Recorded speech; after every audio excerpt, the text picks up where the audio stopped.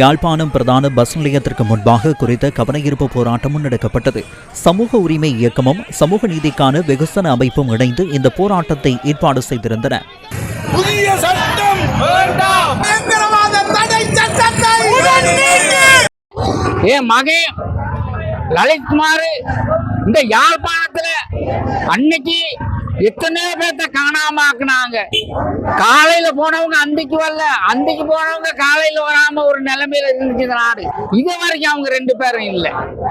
ஆனா இன்னைக்கு கோட்டாபி ராஜபக்ச அவரு ஆரட்சா லேக்காமா இருக்க நேரத்துல தான் இந்த பிரச்சனை நடந்துச்சு.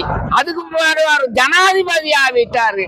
ஜனாதிபதி ஆகுனதுக்கு முன்னாடி அவர் கோர்ட்டுக்கு வரத்துக்கு விளாண்டாரு. இப்ப ஜனாதிபதியும் இல்ல, இப்ப அவர் கோர்ட்டுக்கு வரலாம் தானே.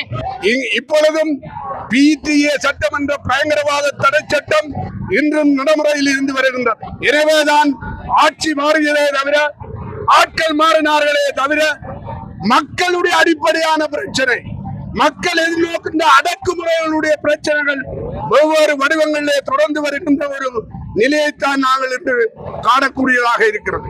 நேர்மையாக பிரச்சனைகளை அடையுங்கள், நேர்மையாக மக்களுடைய பிரச்சனைகளை தீருங்கள் என்ற கேள்வியை, அந்த வாக்குறுதியைத்தான் நாங்கள் எதிர்பார்க்கிறோம்.